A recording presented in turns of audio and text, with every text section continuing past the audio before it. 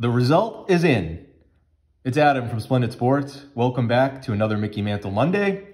And what you see here in front of you is the result. I have the grade covered up, but if you happen to catch my video about 2 months ago now, I had a BVG 5. You can see the label. I still have the old Beckett label here on top of the card. I'm going to reveal the new grade in a bit here. And also announce the winner of the contest. But first, I just want to give a quick recap on this process. So if you caught that video, I'm just going to give a quick recap. But if you didn't, I'm also going to put a link to that video, the original video, in the comments and in the description, so you can maybe go back and brush up on that.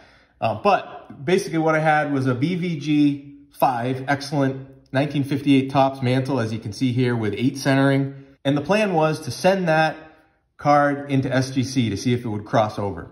The sleeve that was on that Beckett slab was very cloudy to me. I have other Beckett slabs and some look fine with that inner sleeve, but the certain ones that, I don't know if it just over time got cloudy, but it just, the card, it just didn't look great in my opinion. It kind of bothered me. So my plan was I want to get that card into a new slab. I want to get it into SGC or, as you can see here, PSA. So here's what happened with SGC. And I got some comments too about, because what I did is I put a minimum grade of 5 with SGC, meaning I was going to send the slab to SGC, and if it graded a 5 or higher, then they would crack it out and, you know, re-slab or slab the card and send it back to me. However, if they deem that it wasn't going to grade a 5 or higher, then they're just going to send me the slab back, which, as you could probably tell by now, that's what happened. And I got some comments saying, well, if you just want the card in an SGC slab, then why did you put a minimum grade of 5 on there? Well, partly because I had a potential step 2 that you can see here that I had in my mind. So my plan was basically, if I could move this card over into an SGC slab and it would be a 5 or higher, great, I'm all for that. But if it was going to come out like it did, that SGC didn't think it was a 5 or higher, then my plan was to then, after I get it back, crack it out, which I didn't do with SGC. I sent them the BVG slab. I'll get into that in a second.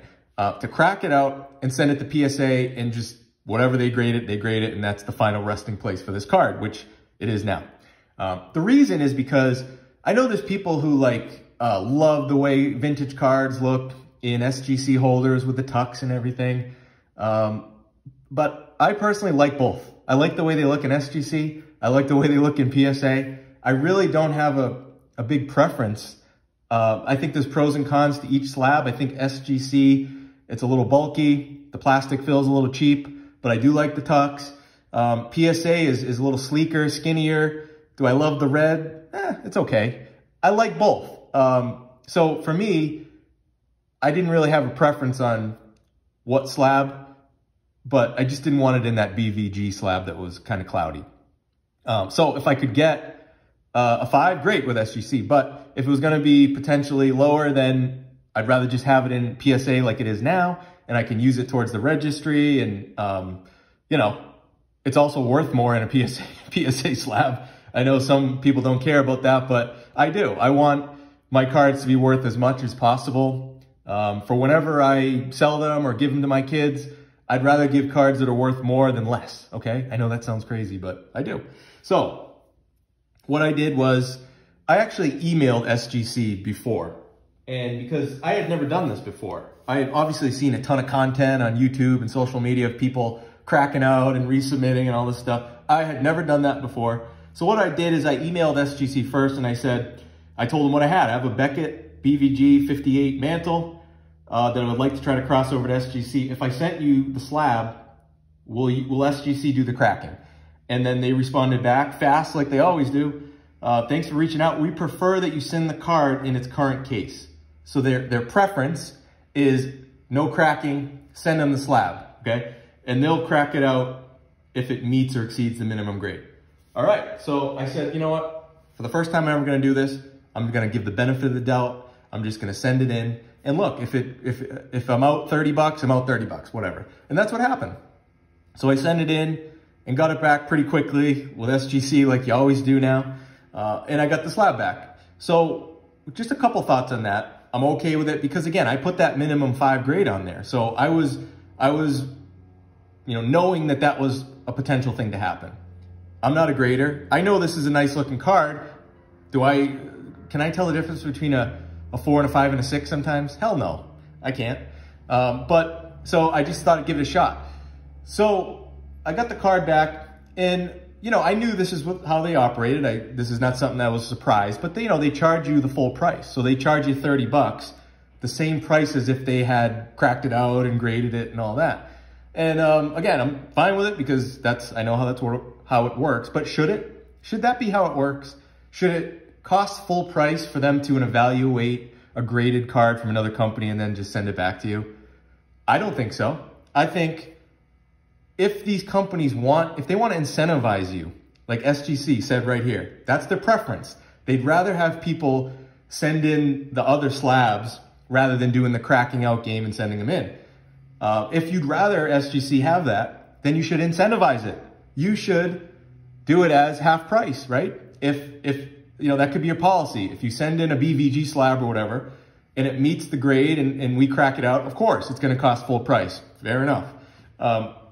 Great, but in this scenario, if it doesn't meet the grade and you just ship it back, we're gonna charge you 12 bucks instead of 24 or whatever.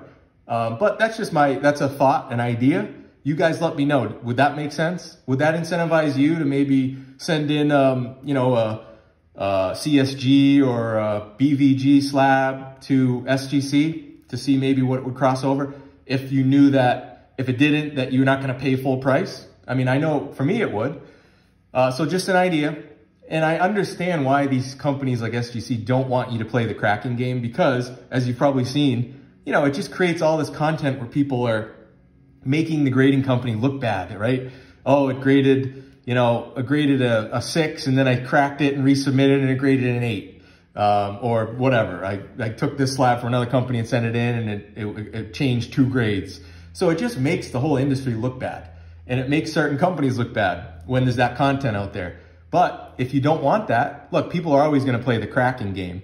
But if you want less of it, then maybe you should update your pricing. Make it less of a risk to try to cross something over. Just a thought. You guys let me know. So anyway, I got it back from SGC, and then I proceeded with step 2, which is I'm going to do it a little different with PSA. I'm going to crack it out. I did the crack out. And let me just say, although the inner sleeve with Beckett, I didn't like the way it looked because it was cloudy, I'm very grateful for protection purposes why there was a inner sleeve there, because when I did crack it out, you know, with the screwdriver, it kind of slipped a little. And yeah, I'm very thankful that there was an inner sleeve there, because if there wasn't, I don't know, maybe I might have damaged the card. Oh, so anyway, my advice, if you haven't cracked out cards before, yeah, I don't know. For me, it didn't feel right. Like, I don't want to be cracking slabs. It's not something I want to do. But in this experiment, I figured I would give it a try. I don't know if I'll do it again with anything else. It just felt wrong. And by the way, that Beckett slab was extremely durable and sturdy, hard to crack. So I got to give credit there. If you're looking for a slab that protects your card, Beckett is the best. I mean, the thing is just solid. Feel one of those and then feel your SGC flimsy slabs. Feels like cheap plastic. Feels like you could break it with your hand. Same thing with PSA a little bit. Beckett slabs, I gotta say, for protection purposes, maybe not for display or resale value, man, those things are strong. So I sent it off, cracked it, sent it off to PSA, and it took over about a month to get it back. And so that's what I got back right here. And let's reveal it. So just one more time, with BVG, it was a 5 with 8 centering, 6 edges, 4.5 corners, and 6.5 surface. Great. I love the eye appeal on this card regardless. So let's see what it got with PSA. Here we go. Oh, and by the way, this card was graded in 2005. I didn't mention that in my first video because I actually had not seen it. But after I sent it in, I just looked it up again in the Beckett database, which I love, by the way, the fact that Beckett actually tells you when the card was graded. I believe SGC now does it too. PSA, on the other hand, no, too much work, too hard of a thing for them to actually tell you when a card was graded. All that money and they still can't provide that. All right, so here it is. I think it looks really nice in the PSA holder here. Here we go. Let's peel this off. Drum roll, please. A 4. PSA 4. A really nice looking 4. Great centering. I agree with that 8 centering. I mean, for a 58 Topps, try to find centered versions of these cards. Man, it's tough. So, really nice eye appeal 4 for me. Love it. I got it in my set registry. Great looking card. And when SGC sent it back, I was pretty sure that PSA was gonna grade it a 4. Cause look, let's face it. It was graded in 2005, 18 years ago. So yeah, I would say yes, over the last 18 years, I think that was fairly graded for the standards back then. I think it was a 5 back in that time period. But I would say it's at least, all grading companies seem to be grading at least 1 grade stricter now in modern times here than they used to, 10, 15, 20 years ago. So yeah, not shocking. And look, I said like a 6 in the original video. I don't know. I mean, sometimes I can't tell the difference between a 4, 5, or 6. It looks great to me. Got a little snow, but great centering. Of course, it's got some corner, not perfect corners, a little edge wear, not the whitest border in the world. So yeah, I could see it being definitely a 4, and I'm happy with that. All right, so the last thing I want to do here, I had a contest in that first video. So basically I asked for people to comment what they thought the result of that SGC submission was going to be.